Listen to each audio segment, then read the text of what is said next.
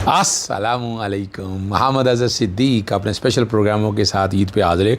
ईद पे गुलदस्ता सजाया हुआ मैंने सीनियर एंकर, जर्नलिस्ट और बहुत से दोस्त अब आपको मैंने कहा है। कुछ तो ईद मिलने मुझसे आए तो यहीं घर पे ही प्रोग्राम हो गए, कुछ के साथ रिकॉर्डेड हैं। यानी मैंने इधर गुफ्तगू की है, ज़रा थोड़ा सा टीम और जूम में प्रॉब्लम्स आ रही थी और इसीलिए थोड़ा सा माजरत भी चाहूँगा, लेकिन आप तक बात सच आ जाएगी। जो कहना चाहता हूँ मैं कहना चाहता हूँ। ये बहुत बहुत ईद मुबारक आपको, ईद उल अज़हा की खुशियाँ मुबारक हो। रब पाक आसानी रखे आप लोगों के लिए, हम सब के लिए। लेकिन गज़ा के लोगों को नहीं मैं भूल सकता। फ़लस्तीन के साथ जो जुल्म हो रहा है, जो ज़्यादती हो रही है, कौन कसूरवार है? मुश्ताक सेंटर मुश्ताक गनी को आप और हमारे आवाज़ कहने की वजह से उठाया गया, हम वापस आए वो, वरना तो कहाँ आ सकते थे। वरना ईद तो जेल में गुजारनी थी। जिस तरह का टाइम दिया था, जिस तरह का वक्त दिया था, शर्म से डूब मरने का मकाम है। फ़लस्तीनियों इसराइल को सपोर्ट करने वाले लोग, लानत है उन लोगों के ऊपर। आखिरत के लिए कुछ है भी आपके पास? सिर्फ ये कि जनाब पैसा आ जाएगा, बड़ा कुछ शर्म से डूब मरने का मकाम है। अपने मुल्क चाइना ने अपने तरीके से तरक्की की है, वो तरक्की करो, तुम बेकारी रहोगे। हमने शर्म ही कोई नहीं। Beggars are not the chooser. वज़ीर-ए-आज़म बने बैठे हुए हैं आप यहाँ पर, आपको अंदाज़ा ही कोई नहीं है। आ चलें मेरे साथ Salman other, one and the only one, Allah ताला से ज़िंदगी और सेहत दे। सच्ची बात करने वाला है। बड़ी ज़बरदस्त तरबियत की है इनके वालिदैन ने। मैं इनके भाई से भी बड़ा प्यार है, बड़ी याद अल्लाह मेरी उनके साथ। सलमान तो भाइयों की तरह से है। और चलते हैं सलमान हैदर की, पूछते हैं बचपन की ईदें याद हैं, आज की ईदों को क्या कंपैरिजन करते हैं, क्या देखते हैं, क्या समझते हैं। ये देखने की बात है। अल्लाह करे कि उन्हें शायद चीज़ें समझ में आ जाए, पर बहरहाल कोशिश है, आप तक बताता रहूँगा मैं, आप समझ आइएगा। बहुत शुक्रिया सदीक भाई, थैंक यू। आपको भी बहुत बहुत ईद मुबारक हो। दुनिया भर में जहाँ जहाँ मुसलमान बसते हैं उन तमाम को बहुत बहुत ईद मुबारक हो। और डेफिनेटली ये ईद का फलसफा हम सबके लिए समझने की है और ये डेफिनेटली कुर्बानी का है। जस्ट सबूत करें कि हज़रत इस्माइल की जगह अगर दुम्बा ना आता तो मेरे ख्याल है किसी की घर का बड़ा बेटा ना होता। तो परवरदिगार ने एक सही को हमारे लिए दुरुस्त जाना और ताकि मतलब उनको हमारे साथ कहा कि भाई नहीं, तुमने इस प्रैक्टिस को करना है और ये सुन्नत इब्राहिमी है, इसको तुमने अदा करना है। कितनी अच्छी लगी उस पैगंबर खुदा थे हज़रत इब्राहिम, जिनके हवाले से अल्लाह को ऐसा लगा कि नहीं, जो इसने कर दिया ना, ये रहती दुनिया तक ये प्रैक्टिस कायम रहनी चाहिए। डेफिनेटली बड़ा दिल दुखी है गज़ा में जिस तरह मासूमों की ज़िंदगियाँ खत्म हुई, जिस तरीके से उनकी ईदें बर्बाद हुई और आज भी ये सब हो रहा है। दिल दुखी भी है, रंजीदा भी है। और मुसलमानों को वैसे उम्मा कहीं न कहीं इकट्ठा होना है, लेकिन अफ़सोस वो नहीं हो सकता। लेकिन फरीदा बहुत सी चीज़ों के साथ अटैच करे, तो जो हुक्म है उस हुक्म को बजा लाना है। ईद मनानी भी है, कुर्बानी भी करनी है। और ये मेरे बचपन की ईद बहुत उम्दा होती थी और ज़ाहिर बात उसमें हमारे बड़े होते थे और हम कुर्बानी के जानवर और इन तमाम चीज़ों से रिलेट होते थे। हमारी मर्ज़ी का बकरा आता था और हम बड़े लड़ाका बकरे पसंद करते थे। वो जो पहाड़ी बकरी होती है बड़े-बड़े सींगों वाली, आपको खैर इतने नज़र आते भी नहीं लाहौर में। वो बकरे बड़े पसंद होते हैं कि भाई उसका रोबो टायर भी बड़ा ज़्यादा है और वो चले तो उसकी कैटवॉक की बड़ी मज़ा आती है। तो वो बात ज़्यादा थी। रही बात आपकी एक्साइटमेंट, तो सब बच्चे तो अभी भी है और एक्साइटमेंट अभी भी है। अब हमारे बच्चे उन बकरों को लेके एक्साइटमेंट दिखाते हैं और मैं तो अभी भी उनके लिए कुर्बानी से पहले वो गले का हार और वो जो उनकी मेहंदी वगैरह वाली चीज़ें और वो जो झुनझुने उन्होंने जो पैरों पे बांधे होते हैं, वो मैं ज़रूर खरीद के लेके आया ताकि एक प्यार हो उनसे। तो अभी शो में मेरे साथ मौजूद थे ना हफीजुल्लाह नियाज़ी साहब। वो कहते हैं यार सलमान, लाहौर के लोग ना कुर्बानी के जानवरों को धोखा देते हैं। मैंने कहा क्यों? कहते हैं नहलाते हैं, धुलाते हैं, मेहंदी लगाते हैं, कजला वजला लगाते हैं और फिर उसको ज़िबा कर देते हैं। तो मैंने उनको कहा सर रिस्पेक्ट का भी और प्यार का भी तो यही है ना, जिससे प्यार किया जाए उसको भी तो सजाया जाता है। तो ये तो मेरी बचपन में बहुत उम्दा होती थी और अल्लाह का शुक्र अभी भी है। लेकिन ख्वाहिश ये है कि ये ईद पिछली ईदों से मज़ीद मुख्तलिफ होती तो ज़्यादा बेहतर था। अगर जो असीर हैं, जो कैदी हैं दुनिया में जहाँ भी हैं, अगर उनकी रिहाई मुमकिन होती है, जिसमें पाकिस्तान में सियासी असीर भी शामिल हैं, जो जिनके ऊपर कोई गुनाह नहीं है, जिन्होंने कोई ऐसा जुल्म नहीं किया, लेकिन किसी अना की बेंच चढ़े, अगर उनकी भी रिहाई हो जाती तो ईद तो मेरे ख्याल है चार चांद लग जाता। अगले सवाल की तरफ चलते हैं कि सियासत, जालिम सियासत अपने मकासद पूरे करने की औलाद को भी दाव पे लगा देते। ये एक हकीकत है, ये आप देखते आए हैं और आप सारे मामलात को समझना भी चाहते हैं। नहीं समझना चाहते तो समझिएगा, समझेंगे तो आसानी रहेगी, बेहतरी रहेगी और बहुत सी चीज़ें आपकी समझ में आ जाएंगी, समझ बूझ में आ जाएंगी। तो मैं इसी तरह आप तक बातें करता रहूँगा। और सियासत इबादत थी कभी, आज सियासत इबादत नहीं है। आज सियासत एक कारोबार है, सियासत एक धंधा है, सियासत एक जुल्म है, सियासत एक ज़्यादती है। आपने देख नहीं लिया ये कोई सियासत है जो पाकिस्तान में हो रही है? चलें सलमान अहमद से पूछते हैं वो क्या कहते हैं। बड़ा फर्क है सर माजी की सियासत और आज की सियासत में। माजी की सियासत बहुत हद तक कहीं न कहीं इबादत का दर्जा रखती थी। लोग खिदमत के ऊपर बड़ा यकीन रखते थे। खिदमत के ऊपर नहीं, ताकत के ऊपर यकीन है। तो जो वो कहते हैं वो ताकतवरों के लड़ लग गया, वो समझता है कि सब कुछ है ना, मैंडेट की जरूरत है ना, वोट की जरूरत की जरूरत है ना, कुछ है। तो वो कहते हैं कि नहीं बस अगर बड़े ने कह दिया तो सब कुछ मिल गई तो ठीक है। अवाम क्या है, अवाम का मैंडेट क्या है, उसका वोट क्या है, अब उसकी कोई औकात नहीं। और अवाम ने भी जो डिलीवर्स वाला मामला, उन्होंने कहा तुमने हमारी वोट की इज्जत नहीं की, जो तुमने डिलीवर किया था माजी के अंदर, उसकी भी 2% की कोई इज्जत नहीं है। तो अवाम ने कहा तुमने हमें इग्नोर किया, हमने तुम्हें इग्नोर किया। बनाते रहो जितने बम शम तुमने बनाने हैं, मिसाइल शिसाइल जितने बनाने हैं, जितने मोटरवे बनाने, नहीं, उसकी कोई इज्जत नहीं, क्योंकि तुमने हमारी वोट की इज्जत नहीं दी।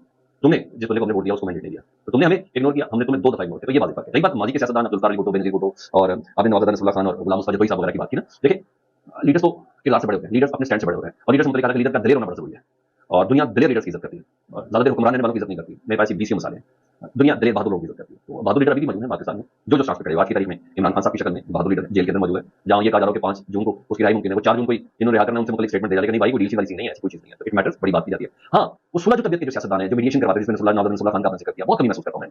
आज वो होते हैं पाकिस्तान की सियासत किसी और तरफ होती है। भाई कहीं बैठे अफवाह तफहीम की बात करते हैं, थोड़ी देर के लिए लगा जैसे शायद मौलाना फजल रहमान साहब ये किरदार अदा करें, नहीं वो नहीं कर सके, किरदार कर सके। तो वो सियासतदान अब नहीं है जिसमें गुलाम मुस्तफा जदोई टाइप के लोग हैं, जो सियासतदान थे, जो मुफाहमत करवाते थे, सियासत को बहुत ज्यादा दुश्मनी के ऊपर ले जाते थे और वो जख्मों को कुरेदते नहीं थे, उभरने की कोशिश करते थे। बहुत फर्क है आजकल के सियासतदानों में, उस वक्त के सियासतदानों में बहुत ज्यादा फर्क है। ऐसी शख्सियत की जरूरत है। राजनीति चली गई हैं ऐसे लोग जो अपना किरदार अदा कर सकते हैं, मगर पाकिस्तान की सियासत में एस्टैब्लिशमेंट का किरदार बहुत ज्यादा आ गया, ताकतवरों का किरदार बहुत ज्यादा आ गया और सियासत रही नहीं।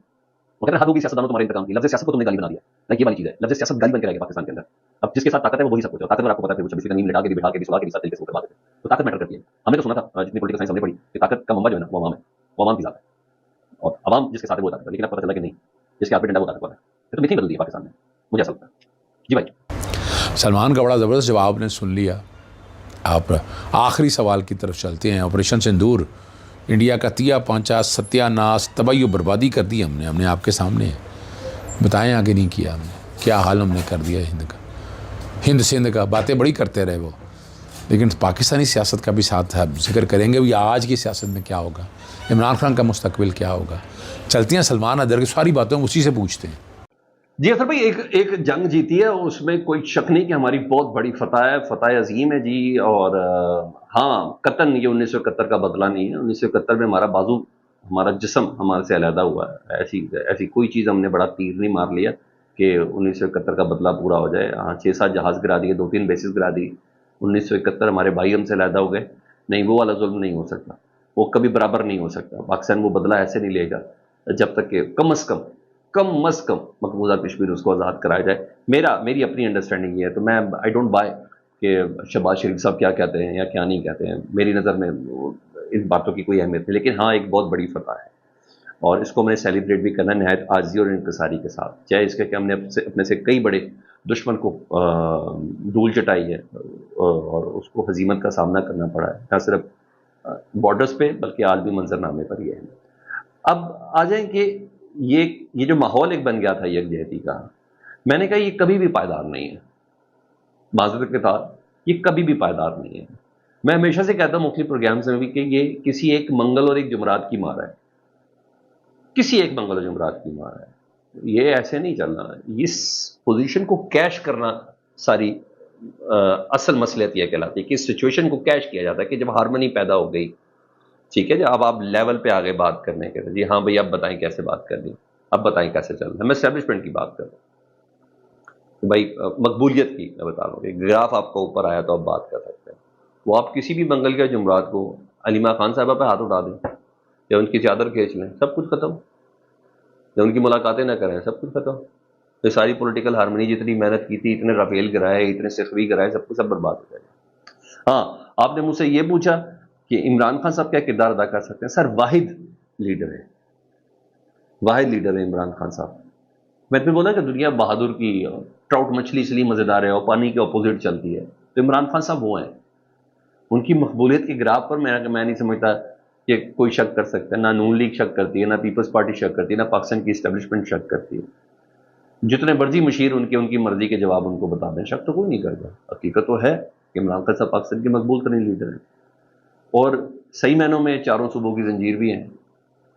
सही में मकबूलियत का ग्राफ भी इतना है। सर, मैं अभी हाजियों को देख रहा था, उनके बैग पे पीछे लिखा था रिलीज इमरान खान, उम्मत मुसलमान को। सर जी, आप कैसी बात कर रहे हैं? ये मकबूलियत है, किसी को हुआ है नसीब?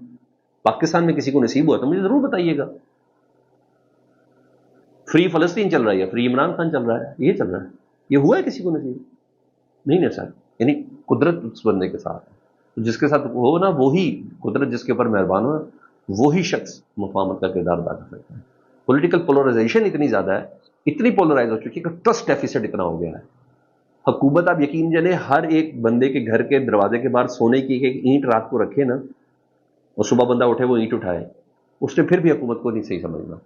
पाकिस्तानी ट्रस्ट डेफिसिट इतना ज़्यादा है, इस ट्रस्ट को बराबर करना जरूरी है। और इसके लिए इमरान खान साहब का बाहर रिलीज होना और उनका वह 2 से 4 स्टेटमेंट्स बहुत मैटर करती है, बहुत मैटर करती है। बस सलमान, आखिर में कुछ कहना चाहते हो तो बता दो हमें।